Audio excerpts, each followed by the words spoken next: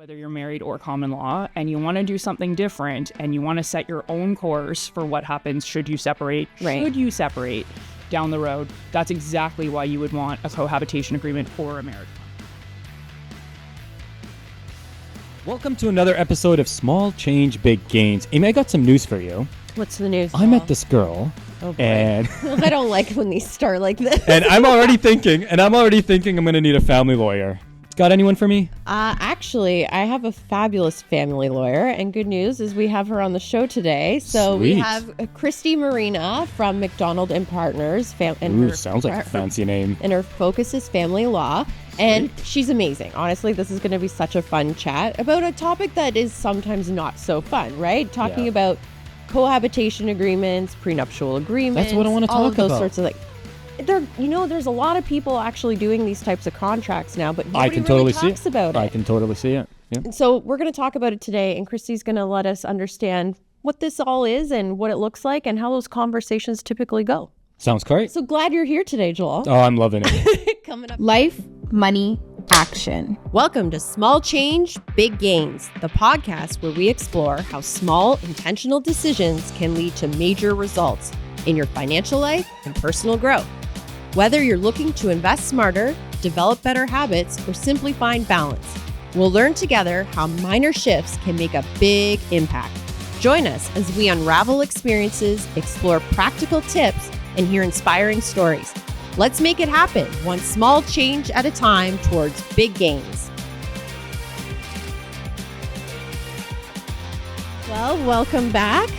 Welcome, Amy. It's freezing cold out there today. It is freezing. We have to bring the big guns out today. Yeah. The moose knuckles came out. It is freezing. But we have a special guest joining us today. Christy Marina is joining us from McDonald and Partners here in Toronto. And Christy, your specialty is family law and family practice. So we thought we'd have you back on. We had a session on cohabitation agreements a while ago, but we thought let's dig a little bit deeper. It's one of those topics that a lot of people think about, but are a little intimidated. Where do I start? What's involved? And we thought the more we can have conversations with people like yourself and sharing those, what goes on behind the scenes is very helpful. So thanks for joining us, Christy. Thanks for having me. Happy to be here. So how did you get into this? Why did you get into why did you pick family law? What drove you that direction? I kind of always had a sense that I was interested in family law, and I didn't actually start in family law. I started with a wonderful, smaller corporate civil sort of boutique where I did a lot of, I just got a lot of experience with litigation and stuff. But I was like, you know what? I just woke up one morning and I was like, this experience has been great, but the content, I was like, the fact that your wind turbine contract was breached is not interesting to me. It's not your thing. Right? Yeah. And it was lots of stuff like that. Yeah. So I had the opportunity there to work with another family lawyer sort of separately, which really piqued my interest. And then the opportunity to work at McDonald and Partners came along and I took it and I've never looked back. And amazing. That's where I've been since. That's quite rare. I don't hear too many family lawyers telling that they've got interest in family law. It's quite the depressive side of the legal system, really, sometimes. You know what? It was more relatable to me. It's families, and it's families at their best, and it's families at their worst, right? Absolutely. And sometimes people having, most of the time when it's separation related, it's the hardest time they're going to go through. Right. And that was more relatable to me. Right. And trying to deal with the kids and all that. Then again, a wind turbine contract. And, turbine. Yeah, which was a real file, and I was just. I can imagine. I don't care. Yeah. That's too funny. Well, and specifically, I think, instead of getting to that point where things do break down, there's a lot of pre-planning that you can do to kind of make, if things don't work out the way you had hoped, and that's kind of the point of a cohabitation agreement, it's just a what-if scenario that lays out a little bit more clearly. Yeah. Yeah, that's right. So the way, whether you're common law or married, depending on the scenario, the law on separation will be different. But under either scenario, you're going to trigger the laws that apply to you. Right. And they'll apply to what happens and, how things are resolved on separation. And if you don't want that to apply to you, whether you're married or common law, and you want to do something different and you want to set your own course for what happens should you separate, down the road, that's exactly why you would want a cohabitation agreement or a marriage contract. So cohabitation agreements are if, you're not married yet, you're living together, and marriage contracts, are if you're getting married. Right. And so I guess that prompts a couple of questions, but before I go to that question, because that kind of leads into another one. Because some people start as they live together, and then what if they decide to get married? Do you have to change your agreements? No. So the standard is that a cohabitation agreement on marriage becomes a marriage contract. Okay. So you put that in the document. And the same speculation. So it's right in the law. It's right in the law. Okay. A cohabitation agreement becomes a marriage contract on marriage. Good to know. But the flip can be done. So I have cohabitation agreements where my clients have said, listen, we don't know if we're going to get married. We're not sure. Or even we do know we're going to get married, but it's going to be 5 years down the road. And we want this agreement to apply just to our cohabitation. Oh. We don't want it to be a marriage contract. We'd rather renegotiate. It's not as common, but it's definitely done. So I've done cohabitation agreements where it's literally like, this is just a cohabitation agreement. It will not become a marriage contract. It does not govern what happens if they marry and they plan to do a new contract. And if they don't do a new contract and they get married, this cohabitation agreement basically doesn't exist anymore. Right. So that's an option. Most people want it to become a marriage contract, but some people don't. So why would they choose not to? Just they're not sure, maybe it's not as clear to them what the marriage will look like or where they'll be, or it just allows more time to maybe change things to up. think it.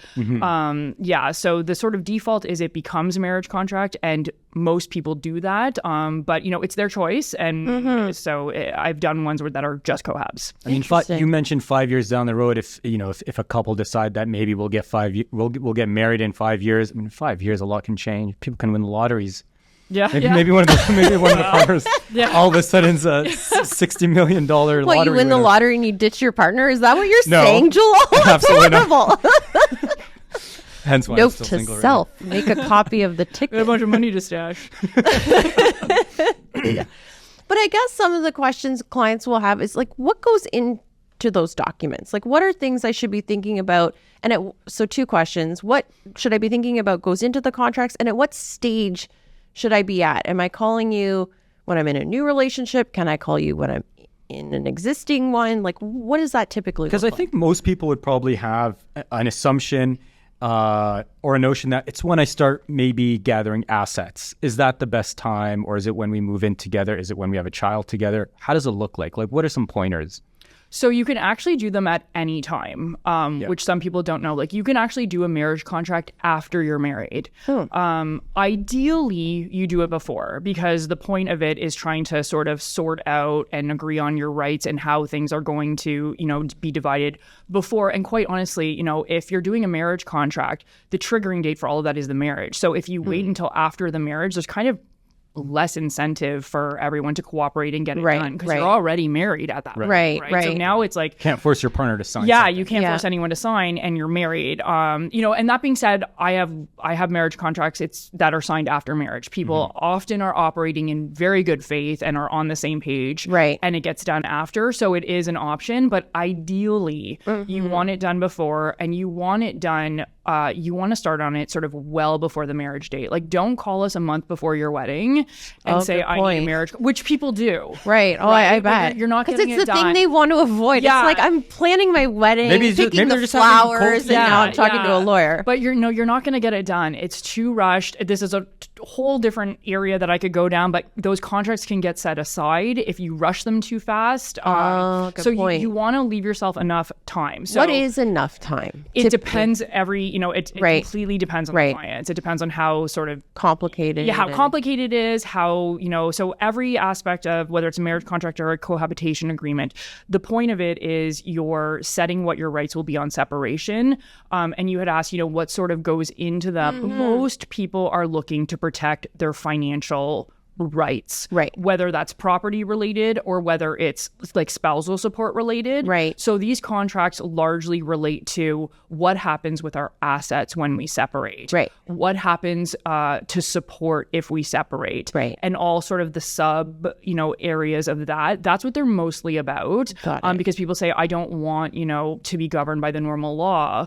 I want to know what's going to happen. Right. And you've got to do financial. One of the reasons why we say leave enough time is you have to do financial disclosure. One of the things about this, like these types of contracts, is both of you need to know what you have to know what you are gaining or giving up. Because that's the point of these contracts, right? Right. One of you is gaining something, right, and one of you is giving up something right, that would otherwise be entitled to under the law.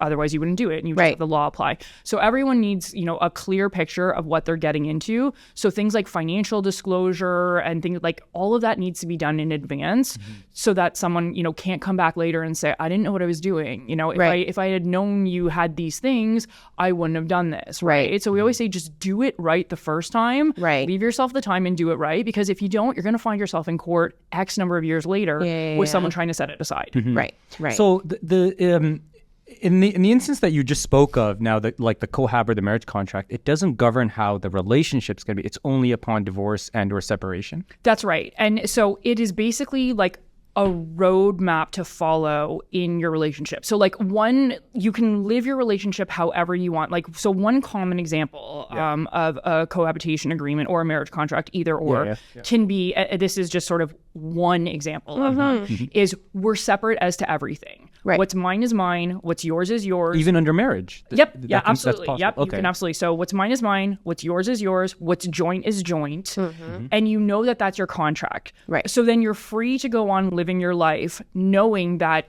anything that you choose to make joint, which you are fully entitled to do, will be joint on separation. Right. And anything you keep separate will be separate. So you're free to go off and buy that cottage together jointly, and you're free to go off and keep, your bank accounts separate, just knowing that. So for example, if one person, like say you buy a cottage and you have that type of contract, and one person puts $600,000 in and the other person puts $100,000 in, but you take it jointly, on separation, that will be divided jointly. Right. And you know that. You've made that choice. Right. Your family, the way you Unless operate. During the cottage purchase, you write that you have the one who, or the individual who put the $600K versus he writes that, or she writes that I have a larger. That's right. Like they can update it as things progress. That's right. So you can, like, my example was just following the contract. So and you can make all those choices, and you can say, I fully know I'm putting in more, but this is our relationship and I don't care. Okay. Or you can do that. You can amend. Like, you can amend your contract. These types of contracts will say things are divided according to title. So, like, another option is you'll take title differently. You won't take it 50-50. You'll take it 70-30. But the point is you've got this building block of a contract, or not even a building block, it's your foundation, saying this is how we will divide things if we separate. I like the way you put it. You said it was a roadmap for the relationship to govern the relationship. Well, because like and that's what it is, right? And that's what I tell my clients. You are absolutely free to live your life however you want. You just know what the result of your choices will be. Right. Yeah. Are there any examples where the law would supersede or take precedence over the contract? So contracts can be set aside. Like I was saying, there's examples of contracts being set aside. So the court very much wants to respect the contracts people make. They like when people make their own deals, right? And don't have to decide it for them, because they're just a third party who doesn't know anything about you, right? But there are instances where these agreements can be set aside. And as I was saying, one of the examples that comes up is if you try to do it too fast. You're rushed. Yeah, because you can say I didn't have enough time. I didn't have enough time. Yeah. I didn't know. I was being pressured by the other party. Right. That's one it's not for sure. Right. But so the law sets out different ways that these contracts can be set aside, which is why I always say do it right the first time, right? Yeah. Not doing proper financial disclosure. If it turns out you didn't disclose something and you hit it, and that comes up later, that's a basis for setting it aside. There's different bases for setting these agreements aside. But in general, they're respected. And the person who wants to set it aside is the person who would have to start the court application saying set it aside. Right. So if it's valid, which in this example it is. Right. Gotcha. I'm always curious. Like, I would love to be a fly on the wall to see how do these meetings go? Like, they don't feel warm and fuzzy because, to your point, somebody's getting something, somebody's not getting something. Like, what's the tone, I guess? What does it feel like when you're there? So we can only represent one side, right? Like, we can never do both sides of it. So I either represent the person who is trying to, protect something, or the person who's being asked to allow the other person to protect something. And I mean, the reality is these are not, comfortable discussions. Right? I like that you're honest about it. Well, they're awkward, right? And that's like, it's, they're awkward discussions to have. And the thing about these agreements, which is different from when people are separating, is when you're doing a cohabitation agreement or a marriage contract, in most cases, you are very happy with your partner. Yes. Right? You're at the point in your relationship where you're very happy. And a lot of times can't even imagine that, you would separate or that this would happen. Never right? break up. How many times have you heard that, right? Christy? Well, that's it, right? And it's, not only can I not imagine that, this would happen, but, I'm willing to give them anything because this will never happen or whatever the case might be. But it's also, you're having a discussion about the demise of your relationship. Right. Which is it's a hard pill to swallow. Yeah. And I'm very mindful about that. Like when I talk to my clients and we're dealing with this, right? Because I'm very aware that you're asking them to at a point of their relationship where they're very happy. Right. You're asking them to think ahead to a separation. Right. And I say to these clients, I hope this is a waste of money in the sense that you'll never need to use it. Correct. If you do need it, you will be so happy it's there. It's kind of like insurance, right? It's Exactly. like, I have to pay this insurance. It's there. Glad I had it. But, if you never separate, that's amazing. Right. But yes, it's an awkward discussion to have. And it's hard. It's hard things to think about and it's hard decisions to make. But that's why I'm here, right? Like it's to help you sort of understand it and get through it and know what it's going to look like. But it's not like, an easy conversation. Yeah. Did you ever sit in where clients would break up because they couldn't agree on a cohab? There's files and stuff where people don't get married because they can't agree in the end, right? Because they're very serious about protecting whatever the case might be. And that's the decision that you make, right? That's depending on your particular life and relationship and whatever it may be. At the end of the day, you have to make a decision. Here's a question for you. We see a lot of clients that are now helping their kids purchase the first home. Mm-hmm. So sometimes I think the agreement is not really the kids' idea. They're happy, they're ready to get married, they're young and in love. But the parents are saying, wait a second, gifting this large sum of money, kind of forcing. Do you see that a lot? Like, has that become more common? Okay. Yeah, absolutely. Okay. And you can see why. Yeah. Right? Like one family has built up whatever they might have. Right. And, they want it protected. So absolutely there are files where, the clients are like, it's our parents who want this.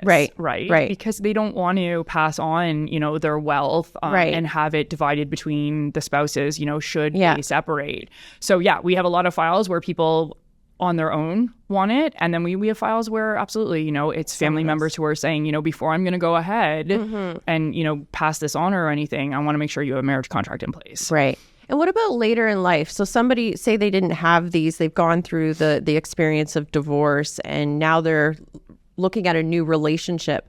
I find a number of clients have mentioned it, but there's still almost like a little bit of taboo. Like, I don't know if I should bring this up, but I've lived through this other experience.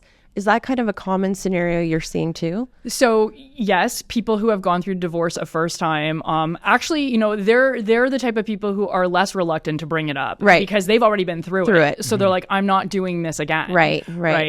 So yes, we absolutely. So we see it at every stage. Yeah. Right? There are the people who have been through it, have gone through When you say through it, sorry, I just want to understand, when you say through it, through a cohab agreement or through the divorce? I mean through a divorce without having an agreement in place. Without people who have, and the law is what it is, right? Like everyone has decided it's the equitable distribution. It is how it works, right. But not everybody likes how that works. Right. Yeah. So we have people who have gone through a separation under the law and had that apply to them and say, I don't want to deal with it again. And it's not only, I don't like the outcome, it's also the time. Right? Because you will have to spend the time either on separation, you either spend the time negotiating a separation agreement, or people end up in court and then you're in the court process until a decision is made, right? Right. If you have which is costly, but it's also lengthy depending on the file, right? And it takes time and you can't just move on right away. So a lot of times people will say, I've already been through that. I don't want to spend another X number of years of my life dealing with that. I want the contract that says exactly what happens if we separate, right? Well, especially if you're later in life, again, they probably have larger sums of assets, but there might be kids, right? Yeah. That first relationship may have had children, and they probably how do they account for them, or what ways can they account for their kids going forward in a new relationship? So a cohabitation agreement with new partners won't really, so you can't really account for children too much in these agreements anyway. So if you're a new couple and you're doing this type of contract, you can't really contract related to children who aren't born yet. When it comes to children, the law will always step in, and it's only about what's in the best interest of children. Right. So the law is not going to let you say, you know, our future children, if we separate, this is who makes the decisions for them. This is their parenting schedule. You can't decide that for children.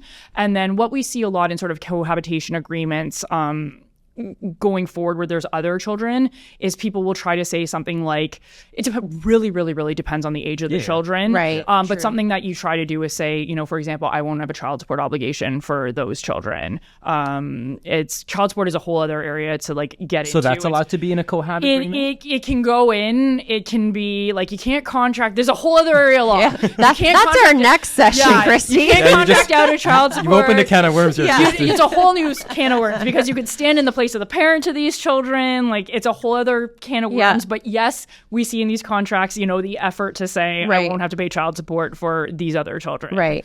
So I have to ask, like, what are some of the unique things you've seen gone into some of these Tell contracts? us some of the deets. Like, do people put pets in there, or like what? Yeah. So I had one where, you know, pages and pages were dedicated to the pets. They're not like terribly enforceable, but pets are very, you know, important to people, and they tend to follow them, right? Like, it makes people, they want to see that. So yes, I've seen one with pets in it. Apart from that, it's largely just, you know, like I said, it is how people want to deal with like their finances or their property. So it's like a deep dive into, what do you have, what do you want to protect, and it's interesting, right? Like, it's, like I have the values of the people, and just like, you know, I have clients who have assets like all around the world, right? And it's just interesting, like people live such different lives. And could a cohab agreement in Canada protect assets from outside the jurisdiction of Canada? You can protect them in a way where you say, you know, this is what we want to happen, and Ontario law will apply to it. So you can do that. And, you know, that's sort of, if there's assets outside of the jurisdiction, people want to protect those too. It's all Ontario law, right? So you would say Ontario law applies to this contract, and, you know, these assets are excluded, or whatever the case might be, right? Like, that's a common thing that people want to do. Like, another example is like the example that I gave was, is mine, what's yours is yours, what's ours is ours. But if you don't want to do that, one of the things that people who are getting married will often do is they'll say, we're going to have the regular law apply to us. It's called equalization. We're going to have equalization law apply to us. But what we're going to do is we're going to extract certain assets from that calculation. Right. So this asset of mine that I have right now will not be included. And these other things that, you know, they're kind of like a crystal ball into your future. So it'll say, you know, inheritances that I receive, or things that I, you know, this bank account that I have, or this money that I plan to get, all of these things will be plucked out. So we'll still do the normal sort of interpretation and application of the law, but we're not counting these things, right? A lot of people do that for property too, because under Ontario law, the matrimonial home is treated special and distinct from all other property. Right. And it's a bit archaic now, right? Like, relationships and marriages and things like that have evolved. In most cases, the matrimonial home is not this, like, you know, 1950s special property anymore. It's not this white picket fence. It's not that. A lot of times somebody already owns it and is bringing it in which case, you know, that's a whole other subset of law too. It's treated separately from that. You know, you won't get the protection under the law. So that'd be a great topic. That is a good topic. Yeah. So happy to do it. Okay. Love it. We could have you here all day. But I guess one of the things I'm thinking, and tell me if people do this, at least knowing what, like you keep saying, the law versus what you write. Bet you a lot of people don't really understand what the law would mean if in the event. Like, do you meet with people just to say, here's how the law is currently, and here are your options? Like, do people just meet with you to learn, like, what could this look like? Absolutely. That's a big part of it, right? Because in order to understand what your contract means, you have to understand what the law is too, right? So I'll say to people, without a contract, this is what it looks like for you. With a contract, this is what it looks like for you. Because in some instances, people might not need a contract, right? So yeah, like a big component of it is understanding what your rights are, and what because you know, in order to give up rights, you have to understand what you're giving up. In order to, you know, adopt a certain regime, Right. you have to understand what the other regime looks like, right? So that's a big component of any type of contract like this. You have to understand how the law would work, and then what you're doing with your contract. It's like you should have a class when you start a relationship. Like, here's I totally agree. We do the planning and the budgeting and how you're going to do stuff. You do the They should be totally like a class. teach this stuff in high school or university. Like, it should be a mandatory class because you run into a lot of oh no, I did not know that. I didn't know that. Exactly. Yeah. Well, and you're not expected to know it too, right? That's a thing too, right? It's Absolutely. like I went to school for this, so I know it. Right. But people who are out there who are just thinking about these contracts, like, you're not expected to know this. Yeah. You're not Seek an expected advisor. to know how the law applies. You're not expected to know, you know. So, don't feel stupid asking. Yeah. No, it's a good point. I understand that if you don't know the specific details, but for example, for me, I didn't know you could even get a cohab agreement up until I was like maybe 25. So I had already been through, unfortunately, multiple relationships. I wish I knew. Oh, God, not again. I wish I knew that you can get a cohab agreement. Christy, you mentioned something, and you mentioned specifically about inheritance, and when you were talking about that you can extract things. What if an individual, like a lot of times, Amy and I, in our practice, we notice that a lot of times the children don't even know what their parents own, for example. Yeah, right, that's Amy? true. Yeah. And so they may not even know how much. That's a they're whole gonna other inherit, topic too. right? But yeah. So let's say I dated a specific individual, and me and them we went 7-8 years. We got a cohab agreement. We did everything right, and then all of a sudden, one of my, let's just say, the parents passed away, and I come into a massive ton of inheritance. Now she's not obliged to sign on that, but I would want her because I didn't know. Right? You mentioned prior that as long as you didn't hide assets or whatnot. But do you have your contract already or not in Yes. this scenario? Yes. Okay, yeah. Let's assume we do. Because your I do. contract, these contracts almost always say that any inheritance that you get in the future is excluded. Oh, okay, sweet. Yeah, okay, so that's kind of like a best practice. Yeah. Yeah. And also, it's also how the application of the law works in general, right? Yes, so even that's true. if you're married and you receive an inheritance during the marriage, as long as you keep it separate and you don't commingle it with anything joint and put it into anything joint, another topic, but So I can't even renovate. It'll say you cannot renovate the matrimonial home. I was just gonna ask. Yeah. Well, that's the topic of matrimonial home You do we'll not get want to into. use your inheritance money to renovate the Pay down the matrimonial mortgage home without knowing that you will not get a credit for that later. Yeah. But yeah, inheritances are almost always included in these cohabitation agreements. And even under the law, inheritances are excluded, provided, certain things are met. But these contracts will say, they'll list specific assets, but they'll also list things that won't be included in a division in the future, depending on which sort of model of the contract that you choose. Yeah. Yeah. Even under the regular law, the courts recognize that inheritances are special and, not meant to be divided because it's something that someone is receiving by virtue of gift. If I always wanted like an electronic gate on my house and now I just inherited money, I still shouldn't put it. Just so you can put it in. You're just not not getting a credit for for it. Yeah. If you keep Careful it what you separate, spend you're on getting it. a credit. note to self, don't buy a Lambo. Just put a padlock on it. Yeah. Christy, we could have you here all day. Thank you so much. I loved all the examples. I think that's very helpful to understand how it all works. And again, this is Christy with McDonald and Partners, and we'll have you back next time. It was great. Thanks, guys, for having me.